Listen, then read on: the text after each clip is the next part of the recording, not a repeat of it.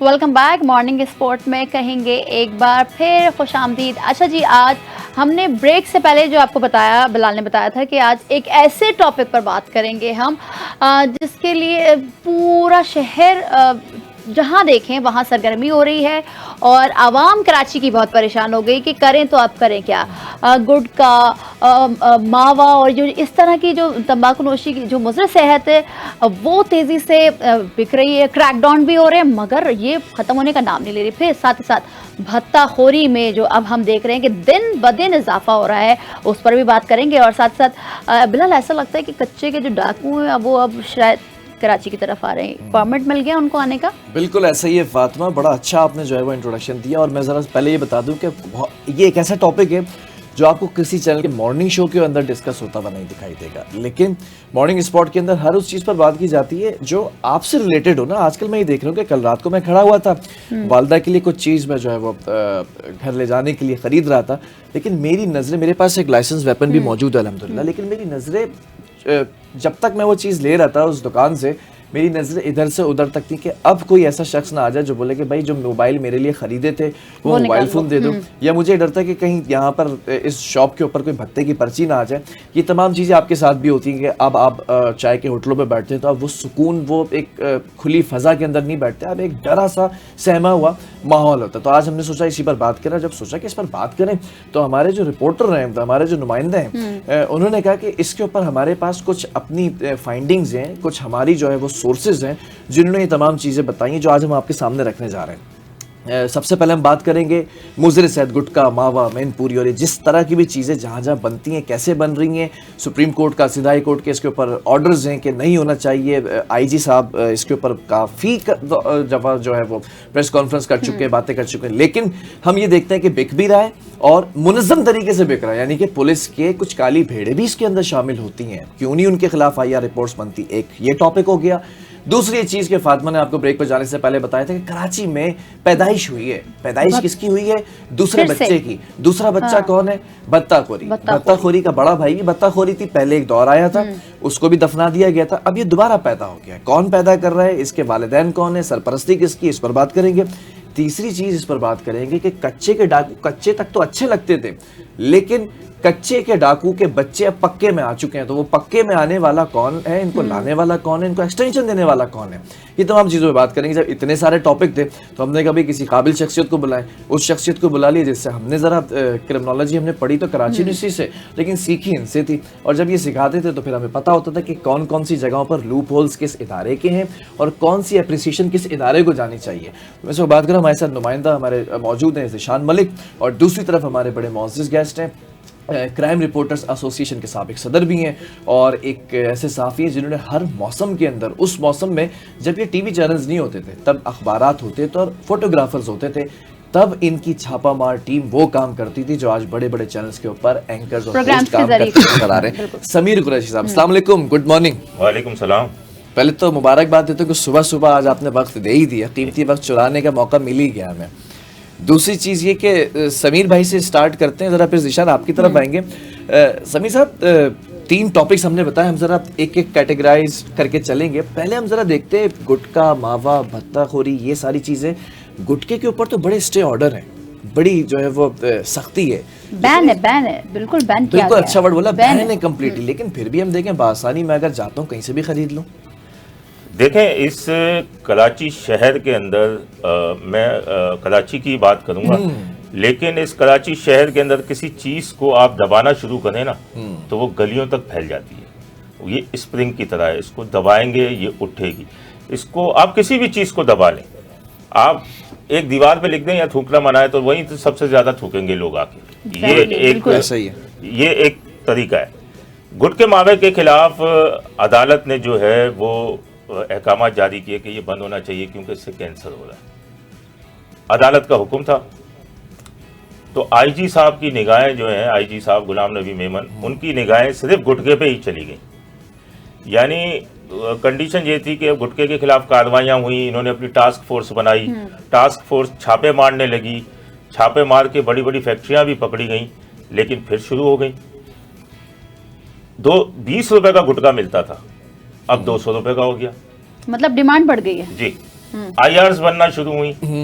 अब अभी कुछ दिनों कबल एक IR आई है जिसमें 58 SHOs और तमाम हेड मॉडल वगैरह मिला के 172 की लिस्ट थी। उस लिस्ट के अंदर जो एलिगेशन इन पे लगाए गए थे सब SHOs के ऊपर गुटके मावे की सरपरस्ती के लगाए गए थे। अब गुटके मावे के चक्कर के अंदर इतना पड़ गए कि दीगर चीज़ें जो है वो पीछे चली गई। चर्च, आइस, क्रिस्टल, तालीमी इदारों के अंदर कितनी सप्लाई चल रही है इनकी, ये चीज़ें तमाम पीछे चली गई। अब सिर्फ गुटका और मावा। मैं आपको बहुत अच्छा एक किस्सा सुनाऊं कि माजी के अंदर एक हम किसी थाने में बैठे हुए थे तो वो चर्च बेचने वाला पकड़ के लेके आए। अच्छा। तो मुझे उसकी शक्ल याद रह गई। तो उसके बाद उसे गुटके मावे में पकड़ के ले आए। तो मैंने कई तस्वीर देखी कि ये चर्च से रिहा हो गया होगा तो अब गुटके की फैक्ट्री चला रहा होगा। उसके बाद वो कहीं मुझे मिल गया, वही शख्स डिस्ट्रिक्ट सेंट्रल में मिला मुझे। और मिला तो मैंने बोला, हाँ भाई तुम्हारा चर्च का धंधा कैसा चल रहा है? उसने बोला, मुझे उसने ये बताया, बोला साहब मैंने चर्च का धंधा छोड़ दिया था। अच्छा, मैंने गुटके का धंधा शुरू किया था। अच्छा। बोला 7 बार मुझ पे छापे पड़ गए। हाँ। मैं पुलिस को भी पैसा देता था और फिर छूटने के लिए भी पैसे देता था। तो मैंने बोला अब क्या कर दो? बोला दोबारा चर्च बेच रहा हूँ 6 महीने से, अब अल्लाह ताला का शुक्र है, सुकून है, कोई छापा नहीं पड़ रहा। यानी आप ये देखें कि गुटके मावे पे छापा पड़ रहा है, अब वो चर्च बेच रहा है, उस पर कोई छापा नहीं पड़ रहा। यानी ये चीजें पीछे चली गई। अब गुटका मावा जितने छापे आप मारे। अब अदालत के अंदर एक रिपोर्ट जमा करवाई थी अभी पुलिस ने कि मेरे ख्याल से जीजान साहब 55 फैक्ट्रियों की। मैं आऊंगा उस पर भी। तो ये रिपोर्ट जमा करें, उसमें नाम तक लिखे हुए हैं, उनके नंबर तक लिखे हुए हैं, एड्रेसेस तक लिखे हुए हैं। भाई बंद करें, सब पता है, बंद करवाएं। अब क्या हुआ, यहाँ के छापों से जो परेशान जो बड़े गुटखा डीलर थे, जिसमें अशफाक काठियावाड़ी है, 1-2 और औरंगजेब नामी शख्स है, ये चले गए हब। अब हब के अंदर इन्होंने गुटके की फैक्ट्रियां लगानी। अब वहां से गुटखा बाकायदा कराची के अंदर सप्लाई होता है। जिशान सर की बात बड़ी अच्छी, उन्होंने बिल्कुल खुलकर वाज़े तौर पर बता दिया। रिपोर्ट्स भी शामिल हैं, पता भी है कौन कहाँ से बेच रहा है, कौन कहाँ बना रहा है। सिंध हाई कोर्ट हो, सुप्रीम कोर्ट हो, सारे फैसले हम हर तमाम सेक्टर्स में देख रहे होते हैं। और ये तो इतना सेंसिटिव मामला है कि आने वाली नस्ल तबाह हो रही है, बर्बाद हो रही है। क्या लगता है कहाँ कोताही है? पुलिस बता रहे हैं कि पहले चर्च पे पकड़ा गया, फिर दूसरी चीज़ में पकड़ा गया, तीसरी चीज़ में पुलिस पकड़ रही है, बार बार पकड़ रही है। और फिर पुलिस की अगर हम बात करें तो उसमें काली भेड़े भी मौजूद है। तो हल क्या है और कौन कौन से इलाके हैं जहां पर ये ज़्यादा काम हो रहा है? अब हब भी लोग शिफ्ट हो रहे हैं, मगर हब से भी तो कराची में मुंतकिल हो रही ना तमाम तर चीज़ें। अच्छा, इसमें पहले तस्हीह करने की ज़रूरत है कि पहले अगर आप इसका मुकम्मल हल चाहते हैं तो पहले डिपार्टमेंट में इस्तिलाहात लाएँ। ठीक है। जो लोग ये रिपोर्ट्स बनाते हैं, जो लोग अगर रिपोर्ट किसी मतलब समीर भाई ने जैसे बताया कि 172 लोगों की गुटके मावे मंशियात फरोशी की सरपरस्ती की लिस्ट जारी हुई, उनके एलिगेशन लगे, शफाफ इंक्वायरीज हों, उनको सजाएं दी जाए। अभी आप ये जो रिपोर्ट सिंध हाई कोर्ट में हमने न्यूज़ ब्रेक की थी एनटीएन न्यूज़ पे, 55 फैक्ट्रियाँ आईजी सिंध साहब ने रिपोर्ट पेश की है, 1 माह का वक्त लिया है ऑनरेबल हाई कोर्ट सिंध से। मेरे ख्याल में ये मज़हक्का खेद रिपोर्ट है। मतलब आई श्योर कि इतने बड़े शहर के अंदर सिर्फ 55 फैक्ट्रियां हैं? सर 1500 से ज़ायद फैक्ट्रियां हैं, छोटी बड़ी मिला के 1500 से ज़ायद फैक्ट्रियां इस शहर कराची के अंदर मौजूद हैं। ये 55 फैक्ट्रियां सिर्फ कोरंगी के इलाके में होंगी। ठीक है, इनके अच्छा चले मान लिया जाए कि जी 55 फैक्ट्रियां हैं, उन 55 फैक्ट्रियों की लिस्ट बाकायदा तौर पर वो जो कॉन्फिडेंशियल लिस्ट थी हाई कोर्ट में जमा करवाई गई। हमारे सोर्सेज जो वकील साहब थे जिन्होंने ये पटिशन 4 साल से डाली हुई है कोर्ट के अंदर, वो केस इसके फाइट कर रहे हैं इसके खिलाफ, उन्होंने हमारे साथ शेयर की। हमने उसमें देखा मोबाइल नंबर, एड्रेस, घर का पता, जगह बेचने जहाँ तैयार होता है वहाँ का पता, बेचने की जगह का पता, तमाम तर मोबाइल नंबर्स के साथ तमाम तर लिस्टें मौजूद हैं। तो किस बात का इंतज़ार हो रहा है उनके खिलाफ कार्रवाई करने के लिए? ठीक है, मसला ये आ रहा है कि यहाँ पर जो लोग रिपोर्ट्स तैयार करते हैं वो रिपोर्ट्स ये पकड़ने के लिए तैयार नहीं करते, ये रेट बढ़ाने के लिए। जैसे कि समीर भाई ने बताया 20 रुपये का गुटखा मिलता था, 200 रुपये का शहर में बिक रहा है। तो रेट्स बढ़ते हैं, आईआर रिपोर्ट्स बनती हैं, कोर्ट्स को बेवकूफ़ बनाया जाता है। जब तक अदारा खुद इसके खिलाफ कार्रवाई करने का तहिया नहीं कर लेता तब तक आप इस बुराई से खात्मा का वो ठीक नहीं है। कर सकते। समीर कुरैशी साहब, ज़रा एक सवाल है, एक शख्स जिसकी जेब में गुटखा हो और वो सड़क पर बाइक पर जा रहा हो और पुलिस के जो नौजवान हैं, जो जवान एहलकार हैं, वो खड़े होते हैं स्नैप चेकिंग पे, पिकटिंग पे, वो वहाँ पर उसको रोक लेते हैं, तलाशी लेते हैं, उसके पास से अगर ऐसी कोई मुज़रिस है चीज़ बरामद होती है तो बड़ी छितरौल भी होती है और बड़े मामलात भी लेन देन करके जो है वो छोड़ा जाता है, या फिर अगर ज़्यादा क्वांटिटी में तो पकड़ के बंद कर दिया जाता है। लेकिन अगर मैं निशानदही करता हूँ, हम जैसे आपने भी बहुत अरसा सहाफ़त के अंदर छापा मार टीम को रन किया, छापे मारा करते थे, हम अगर छापे मारने जाते हैं तो छापा मारने से पहले जब हम थाने के अंदर इतला देते हैं कि फ़ला जगह पर ये चीज़ चल रही है और एट द मोमेंट हम ज़रा जाकर जब स्पॉट पर फाइंडिंग करने के लिए जाते हैं वो गायब हो जाता है। क्या जो गुटखा फरोश हैं उनके पास कोई जिन्नात हैं जो खबर मिल जाती है?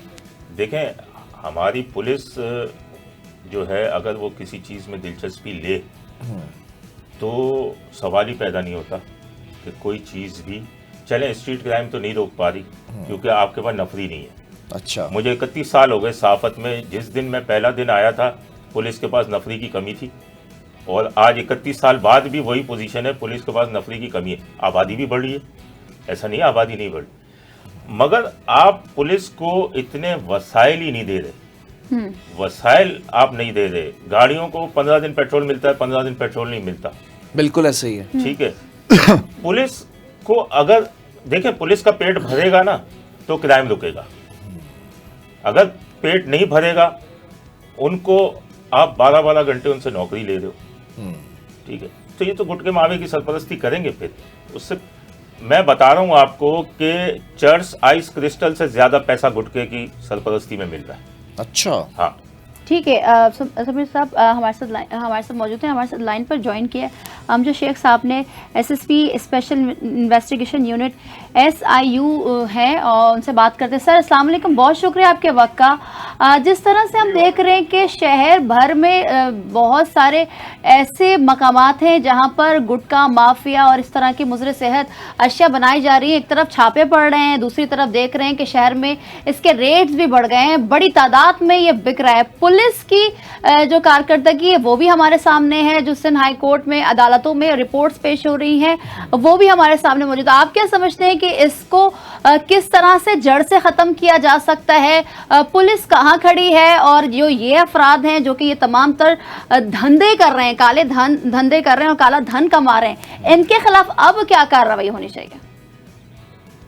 देखें जी, इनके खिलाफ तो गाय बगाए क्रैकडाउन भी होता रहा है। कॉन्स्टेंटली एक एक्टिविटी पुलिस की चल रही होती है इन गुटखा मैनपुरी दूसरी मनशियात की एक्टिविटीज के खिलाफ। रिसेंटली जो इनकी कैटेगराइज की थी, जो स्पेशल ब्रांच है और दूसरे साथीदारों की मदद से एक रिजल्ट कंपाइल की गई थी, उसमें सिंध पुलिस की तरफ से बहुत अच्छी एक परफॉर्मेंस आई थी। तकरीबन 80% से ज्यादा उसमें जो आइडेंटिफाई कई लोग क्रिमिनल थे वो पकड़े गए। उसके अलावा आप देखें कि एक ये ज्वाइंट एफर्ट है जिसमें एक्साइज डिपार्टमेंट इन्वॉल्व है, जिसमें एंटी नार्कोटिक्स फोर्स है, पुलिस है, पर उसमें बावजूद इसके पुलिस एक लीड रोल प्ले कर रही होती है हमेशा। आपने देखा है कि जितने भी रेड्स हुए होते हैं, बड़ी शिपमेंट्स पकड़ी जाती हैं, चाहे वो चर्च की हो, आइस की हो या गुटके मैनपुरी की, वो पुलिस की तरफ से ही एफर्ट्स हो रही होती है। तो पुलिस अपना काम कर रही होती है। जाहिर है ये चीजें जीरो तो किसी भी मुआशरे में नहीं हुई। वेस्टर्न सोसाइटीज में जहाँ बहुत ज्यादा डिसिप्लिन होता है, लॉ इन्फोर्समेंट का बहुत ज्यादा रेट होती है, वहां भी ये चीजें किसी न किसी तरीके से चल रही होती हैं। पुलिस के एफर्ट ये होती है कि इन चीजों के खिलाफ कॉन्स्टेंटली कार्रवाई करे और इन चीजों को पनपने से रोके।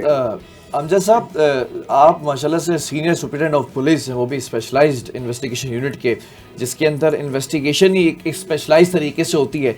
ज़रा एक सवाल है, अगर जो है वो ज़रा सा तल्ख है लेकिन हकीकत पर मबनी है, क्या पुलिस डिपार्टमेंट के जो हमारे खूबसूरत से जवान हैं, जो बड़ी मेहनत के साथ कम वसाइल में, कम सोर्सेज में भी जानों का नजराना भी दे रहे हैं और बेहतरीन जो है वो कार्रवाई भी कर रहे हैं, काम भी कर रहे हैं, कभी ये जानने की कोशिश की inspector general of Sindh police ने कि कितने ऐसे एहलकार हैं जो खुद भी गुटखा खाते हैं?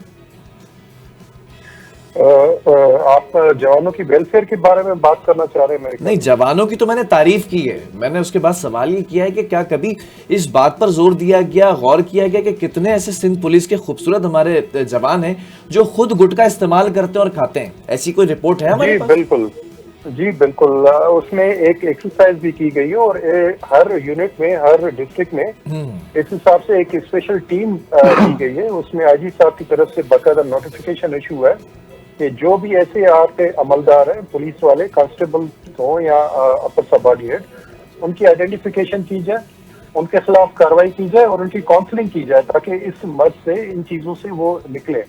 उसमें कुछ पुलिस एहलकार आइडेंटिफाई भी हुए, उनके खिलाफ तादीबी कार्रवाई भी की गई और ये चीजें बिल्कुल आपने जो हाईलाइट की है, ये ऑलरेडी प्रोसेस है, ये चल रही है हमारे साथ। ठीक है अमजद साहब, ये तो आपने कह दिया कि भाई कार्रवाई कर रही है पुलिस और अपना काम कर रही है, मगर साथ ही साथ हम देखते हैं कि पुलिस में मौजूद जो काली भेड़ें हैं इनका साथ देती हैं और जब कोई छापा, जाहिर सी बात है मीडिया की टीम जाए या दीगर हम इलाकों की बात करें जिसमें औरंगी है, कोरंगी है, हमारे रिपोर्टर, सीनियर्स रिपोर्टर्स भी हमारे साथ मौजूद हैं, वो बता रहे हैं कि भाई ऐसे ऐसे मकामात हैं जो रिपोर्टर्स को पता है, मगर जाहिर सी बात है जो काली भेड़ें मौजूद हैं पुलिस में वो भी इनका साथ देती हैं, तो उनके खिलाफ आपको लगता नहीं कि अब जबकि ये तमाम तर चीजें, मनशियात तेजी से फैल रहा है कराची भर में, नौजवान नस्ल को तबाह बर्बाद कर रहा है, उनकी सेहत के साथ खिलवाड़ हो रही है, तो अब काली भेड़ों के खिलाफ भी मुस्बत कार्रवाई होनी चाहिए?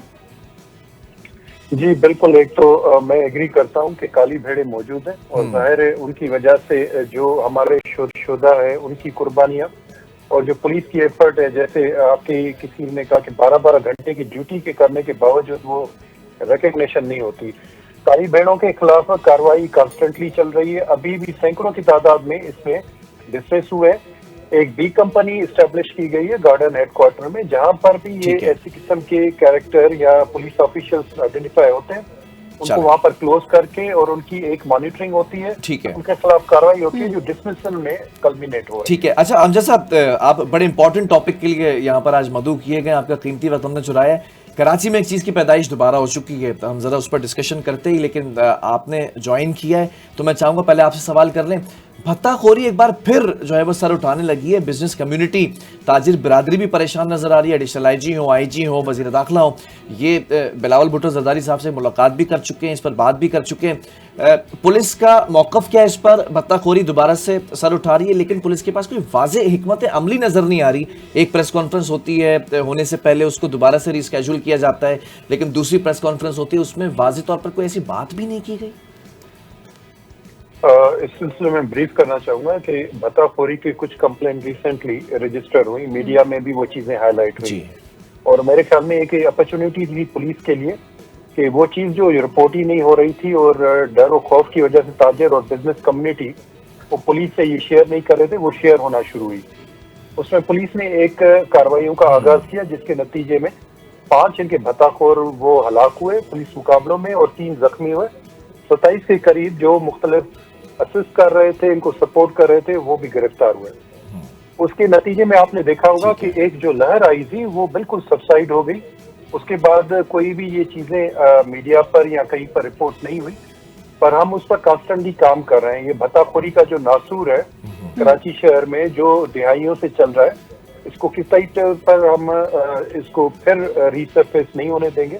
अच्छा समीर कुरैशी, आप भी कोई सवाल करना चाह रहे हैं तो कर सकते हैं। नहीं, पहले उन जी कंप्लीट कीजिएगा सर।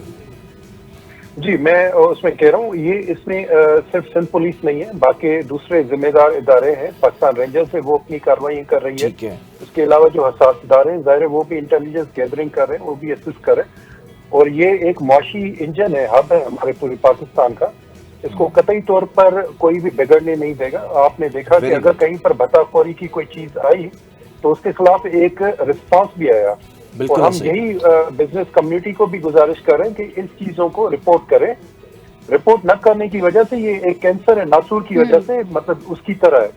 अगर इसको आप डॉक्टर को नहीं रिपोर्ट करेंगे ये पूरी जिस्म को अफेक्ट करेगा और अल्टीमेटली लाइलाजी की तरफ चला जाएगा।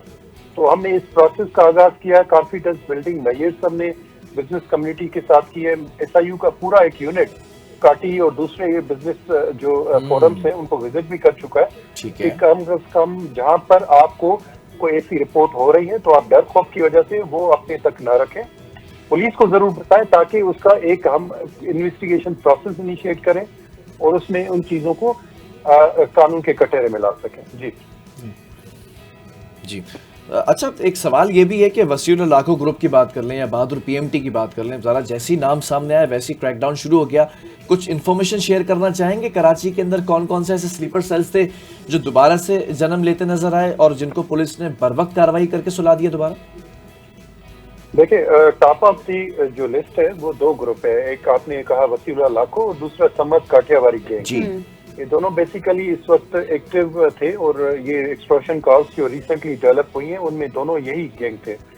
दोनों के लीडर अभी ईरान बेस्ड हैं, वहां पर ईरान से बैठ के उनकी सिमों को यूज करके और वहां से एक्सटॉर्शन कॉल जनरेट कर रहे थे। उसमें भी एक रेड नोटिस का जो प्रोसेस था वो दोबारा इनिशिएट किया गया ताकि उनको एक एक्स्ट्राडिशन की ट्रीटी या जो भी है उसके तहत इनको वापस हम पाकिस्तान लाएं और इनका कानून के कटहरे में खड़ा करें। पर इनके जो लोकल टूल्स थे, यहाँ पर जो नेटवर्क चल रहा था उसके खिलाफ ये कार्रवाई मैंने आपको बताया। उसमें 5 इनके जो लीडिंग कलेक्टर थे या शूटर थे वो मारे गए, 3 जख्मी हुए, 27 जो है ना इनके जो मुख्तलिफ कारिंदे थे, मुख्तलिफ कैपेसिटी में काम कर रहे थे वो गिरफ्तार हुए। ठीक है, तो अब जो साहब आप कहना चाह रहे हैं कि अब जो शहरी परेशान थे, बिजनेस कम्युनिटी परेशान थी, या वो लोग जिनको मौसूल हो रहे थे भत्ते के पर्चे, अब वो सुकून का सांस ले लें कि अब जो कि नासूर ये बढ़ रहा था उसको काट दिया गया और अभी भी इस पर कार्रवाई हो रही है? जी अल्हम्दुलिल्लाह, और मैं बिल्कुल आपके चैनल के तवज्जुह से इनको एक और दफा रिक्वेस्ट करूंगा जी कि अगर कहीं भी कोई भी मसला होता है तो वो बिल्कुल एक कॉन्फिडेंस के साथ हमें बताएं। पुलिस उनकी मदद के लिए एक डिस्ट्रेस जो है वो सिर्फ क्रिमिनल को फायदा देगा, और जिस तरीके से ये कार्रवाई हुई है अल्हम्दुलिल्लाह ये जारी रहेंगी और इंशाअल्लाह ताला ये आप देखेंगे कि इसको बिल्कुल हम जड़ से उखाड़ देंगे। अमजद साहब, मेरा एक सवाल है कि ताजिर बरादरी और आपके अदाद-ओ-शुमार में एक कॉन्फ्लिक्ट पाया जाता है। रवां साल जनवरी से लेके अब तक 118 केसेस रिपोर्ट हुए हैं बत्ताखोरी के। पुलिस की रिपोर्ट्स के मुताबिक 44 केसेस जो हैं वो जेन्युइन है, जबकि ताजिर कहते हैं कि 96 केसेस जेन्युइन है। ये तजाद क्यों नहीं खत्म हो पा रहा? ताजिरों से क्या मीटिंग नहीं हो पा रही या कोई और मैटर है इस मामले में? थोड़ा गाइड करेंगे। Very good question. ये एक्सटॉर्शन केसेस है भी कि नहीं है?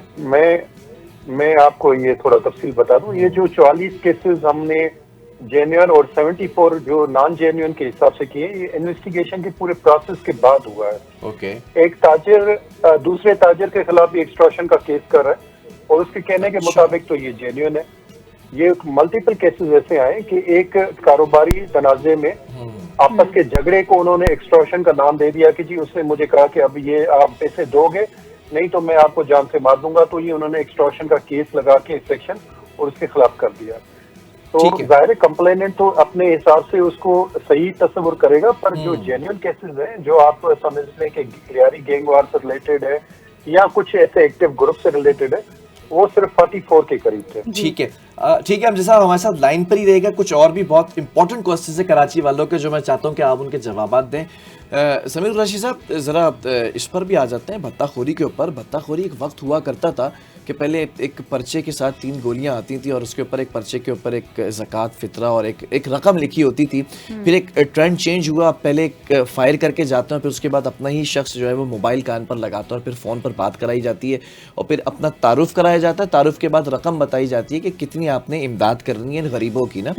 तो अब ये ज़रा बता दीजिएगा कि एक तो नया इंकशाफ हुआ कि ताजिर के खिलाफ भी खड़ा है, ये भी एक तरह से माना जाए तो कई हद तक सही है, लेकिन भत्ताखोरी तो सर उठा रही है ना। आपके पास क्या फाइंडिंग्स हैं? देखें, माजी के अंदर तो भत्ताखोरी इतनी थी कि हर शख्स परेशान था।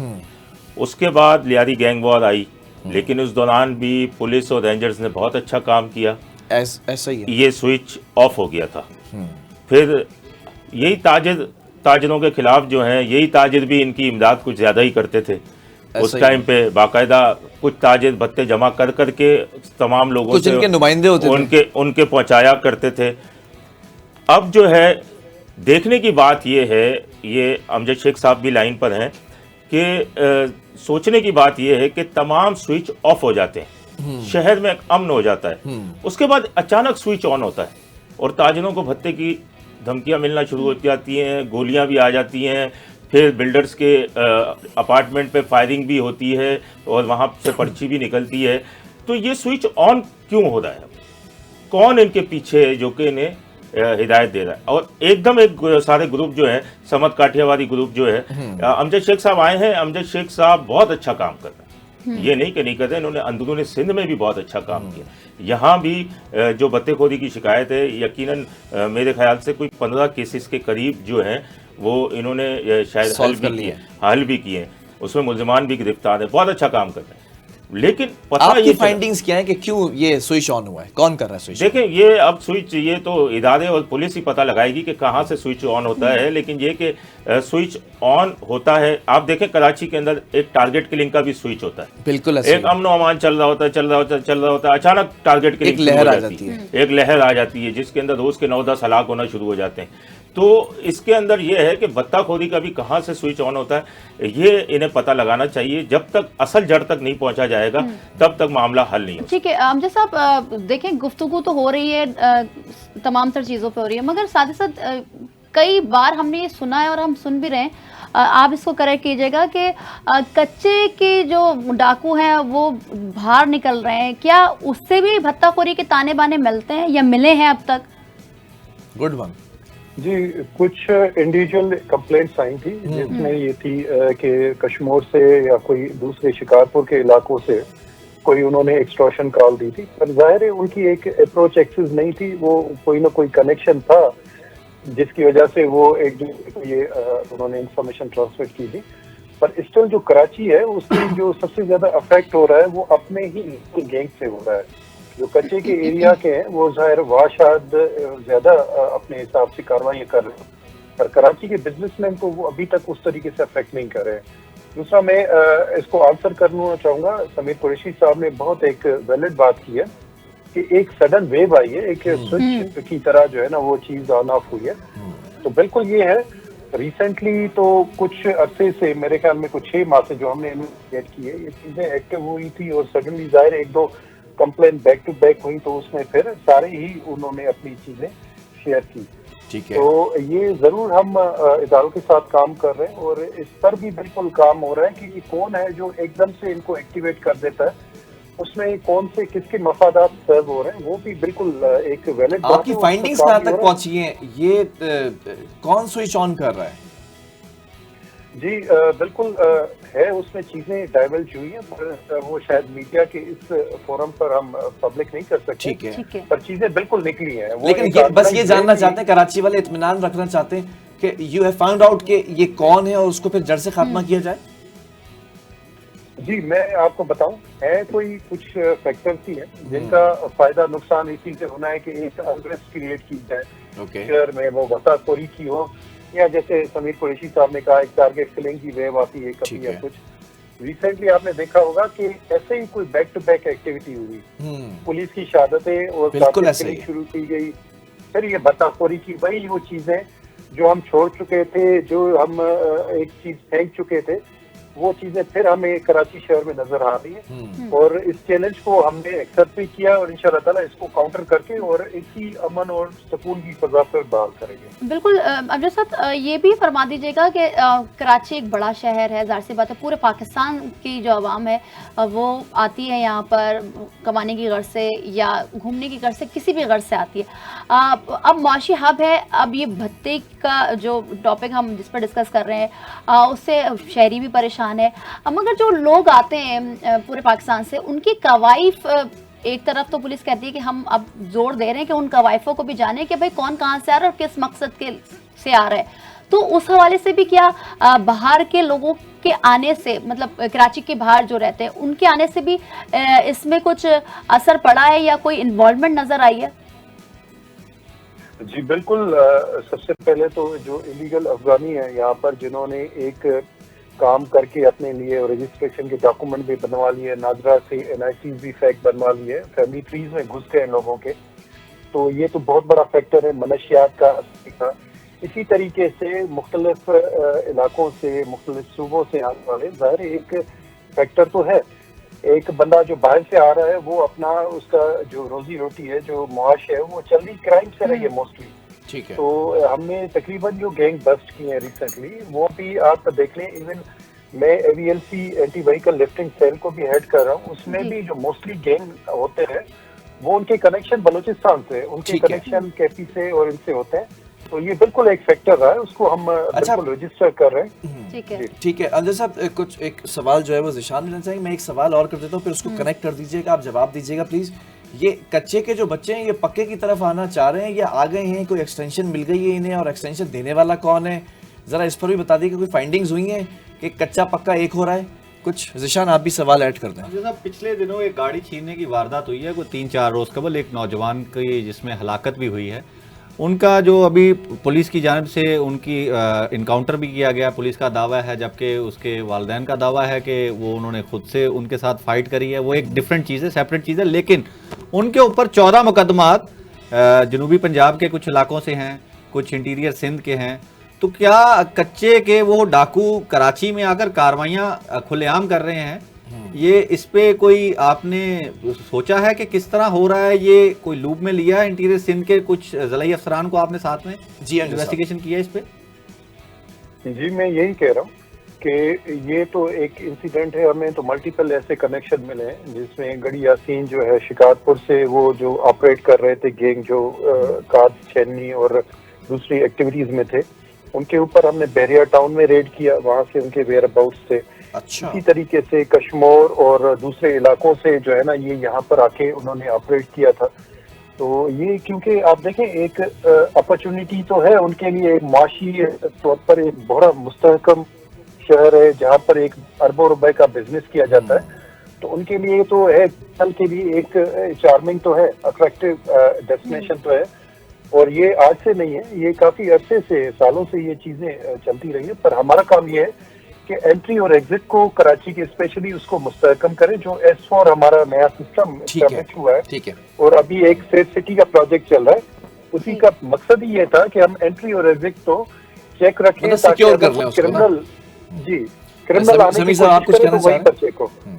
शेख साहब, SIU के कुछ अफसरान को भी बत्ताखोरों की जानिब से धमकियां आई थी, उनका कोई सुराग लग सका अब तक? अच्छा जी बिल्कुल, और हमने उनका उसी तरीके से जवाब दिया है क्योंकि ये बड़ी एक बहादुर फोर्स है और जाहिर है बुज़दिलों ने धमकियां ही देनी होती है, हमने जवाब देना होता है। ठीक है। एक सवाल मैं समीर कुरैशी को यहाँ पे ऐड कर लेते हैं। समीर कुरैशी साहब, कच्चे के डाकू पक्के के अंदर शवाहिद तो ज़िशान ने बताया, अमजद साहब ने उसका जवाब भी दिया, ये इतनी हिम्मत कैसी है कि कच्चे तक तो वो थे, गैर आबाद इलाके के अंदर तो वो बैठे हुए थे, कच्चे में तो अच्छे लग रहे थे कि वहीं तक बैठे रहे, वहाँ ऑपरेशंस होते हैं, ये पक्के में कैसे आ गए? वो वही बात हुई ना, कोई कह रहा था कि अब सैलाब आया है तो ये कच्चे वाले पक्के की तरफ आ जाएंगे तो इन्हें गिरफ्तार कर लिया जाए। शेख साहब जो हैं उन्होंने अंदरूने सिंध के अंदर भी बहुत अच्छी कारकर्दगी दिखाई है, नो डाउट। इनके मैं आज जिक्र करूंगा कि वो एक बच्ची वाला केस हुआ था, वो अमजद शेख साहब ने किया था, तो इन्होंने किया। देखें, हर किसी को किसी न किसी की सरपरस्ती हासिल है। ठीक है। कच्चे के डाकू हैं, उन्हें भी किसी न किसी की मुबैना सरपरस्ती हासिल है। इस बात को भी अमजद शेख साहब जो हैं, वो कई मफादात होते हैं, सियासी मफादात भी होते हैं, कई चीजें हैं, कोई ग्रुप्स हैं जिनके ऊपर कोई हाथ रख देता है, किसी ग्रुप पे कोई हाथ रख देता है। पक्के के डाकुओं की सरपरस्ती है, कच्चे के डाकुओं की सरपरस्ती जो होती है, तो फिर वो पक्के में भी आ जाते हैं, जब थोड़ा सा दिल खुल जाता है तो पक्के में भी आके कर लेते हैं, कच्चे में तो चलता ही रहता है मामला। तो ये इस बात को अमजद शेख साहब भी मानेंगे कि यकीनन उनको कई सियासी मफादात भी होते हैं, बहुत सारी चीजें हैं जिसकी वजह से खुल के कार्रवाई नहीं हो सकती, वरना जितना बजट है इतना बजट उन डाकुओं को ही दे दिया जाए तो वो खुद छोड़ के चले जाएंगे कि भाई इतना पैसा हमें मिल गया है। जी फातिमा। ठीक है अमजद साहब, जाहिर सी बात है कई ऐसे जराइम हैं जो कि हम कराची में रोजमर्रा की अपनी जिंदगी में देखते हैं, मगर ऐसे भी जराइम हैं जो मुनज़्ज़म तरीके से पीछे बैक हैंड पर हो रहे हैं। अब जो कि कच्चे के डाकू कराची की तरफ मूव कर चुके हैं, तो ये पुलिस के लिए कितना बड़ा चैलेंज होगा और कितनी अलार्मिंग सिचुएशन होगी कराची में? वो इसलिए क्योंकि दिन भर हम हजारों लाखों ऐसे केसेस देख रहे होते हैं, ऐसे जराइम देख रहे होते हैं जो अब हम कराची वाले उसके आदी हो चुके हैं। जी मेरी एक प्रोफेशनल लाइफ में एक जो मैंने चीजें सीखी हैं कि जो मुजरिम है वो हमेशा डेटरेंस से जो एक इफेक्टिव हो उसी से कंटेन किया जा सकता है। अगर कोई भी डके तो वो चाहे कच्चे का हो या पक्के का हो, उसको अगर सही जो है जवाब दिया जाए, उसके खिलाफ सही कार्रवाई की जाए, तो मेरे ख्याल में किसी की हिम्मत नहीं है कि वो कराची में या कहीं भी आके ये जुर्म कर सके। और इसी मिशन के साथ हमने SIU का ये काम शुरू किया है। ठीक है, इंशाल्लाह आप देखेंगे कि ये चीजें आपको इफेक्टिवली मीडिया पर हर जगह नजर आएंगी कि किस बेहतर तरीके से हमने इसका जवाब दे रहे हैं। ठीक ठीक है। शेख साहब, वो बैरून मुल्क से जो गाड़ी चोरी होकर कराची पहुंची थी, उसका कोई सुराग लग सका अब तक या नहीं लगा अब तक? उसमें जी उन्होंने इनिशियली एक हमें लोकेशन दी थी फरवरी 2025 की, जो सदर कराची की आ रही थी। तो हमने उनसे फर्दर डिटेल कॉल लॉग और सॉरी ट्रैकिंग लॉग हमने बुलवाया था कि जी हमें एक सिंगल लोकेशन से ये ट्रेस मुमकिन नहीं है, तो ठीक उसकी है। आप डिटेल दें और दूसरा हमें ओपन सोर्स दें जिससे लोकेशन जो है ना हम शेयर कर सके। तो वो उन्होंने फिर चूंकि एक इंटरपोल के जरिए हमें दिया था तो उसमें थोड़ा टाइम लग रहा जी। है। Hopefully we will get it. ठीक है, बहरहाल बहुत शुक्रिया। जिशान का भी एक सवाल है, ले लेते हैं। शेख जी, साहब जिशान। मुझे ये बताइएगा, होम मिनिस्टर सिंध एक सियासी शख्सियत हैं। पिछले दिनों उन्होंने कराची पुलिस ऑफिस में प्रेस कॉन्फ्रेंस के दौरान कच्चे के डाकुओं को ऑफर दी है कि कौमी धारे में शामिल हो जाएं, हथियार छोड़ दें, अच्छा। हम आपको सपोर्ट भी करेंगे। पुलिस के जवानों की सैकड़ों कुर्बानियां हैं, आप लोगों ने काफ़ी मेहनत की है। पुलिस का मोराल एक इस सियासी फैसले से किस तरह असर पड़ेगा पुलिस के मोराल पे, अगर ये हो जाता है, किस तरह इसको आप देखते हैं? देखें, इम्यूनिटी तो किसी को भी नहीं होगी। सरेंडर करने का मतलब ये नहीं है कि वो केसेस खत्म हो जाएंगे या उनको सजा से कोई एक इम्यूनिटी मिल जाएगी। वो केसेस को उसी तरीके से फेस करेंगे और अगर कोई भी क्रिमिनल हमारे पुलिस की शहादत में इन्वॉल्व है तो उसी को उसी तरीके से सजा मिलनी भी है। मेरे ख्याल में ये एक बेहतर इनिशिएटिव है कि लड़ने से बेहतर है कि वो जाहिर है एक कानून का रास्ता तो है, वो उसको फेस करें। ठीक है, वो उन्होंने ओपन किया है और मेरे ख्याल में अगर कॉन्फिडेंस दोनों तरफ से हो जाए कि जी कानून के मुताबिक ही सारों को सजा मिलेगी तो ये चीजें बेहतर हो जाएंगी। ठीक है, ठीक है। बहरहाल बहुत शुक्रिया अमजद साहब आपका वक्त का। मैं ज़रा आपकी तरफ आऊँगा कि वक्त कम रह गया। समीर कुरैशी साहब, इतने सारे मसाइल इस कराची शहर के अंदर हैं। अभी हमने मुज़र सेहत गुटखा मावे पे भी बात की कि मुनज़्ज़म तरीके से आइस, चरस और दीगर चीज़ों पे भी बात की। फिर हम देखते हैं कि भत्ताखोरी भी जो है वो सर उठा रही थी, तो उसको भी दफन करने के लिए कोशिशें की जा रही हैं। फिर कच्चे पक्के को भी हमने डिस्कस किया। इस मेट्रोपॉलिटन शहर में इतने सारे मसाइल हैं, तो वाकई पुलिस की नफरी और पुलिस के फंड्स और पुलिस की जो फैसिलिटीज़ होती हैं वो बढ़नी चाहिए, क्योंकि हमेशा एक सवाल उठाया जाता रहा है, पंजाब पुलिस की तनख्वाहें ज़्यादा हैं, पंजाब पुलिस के पास मराज ज़्यादा हैं, पंजाब पुलिस के पास गाड़ियाँ हो, वेपन्स हो, या फिर उनके पास बुलेट प्रूफ जैकेट्स हों, वो अच्छी हैं, या सिंध पुलिस को क्यों सौतेली माँ का सलूक किया जा रहा है? देखिए, सिंध पुलिस के साथ वाकई सौतेली माँ का सलूक हो रहा है।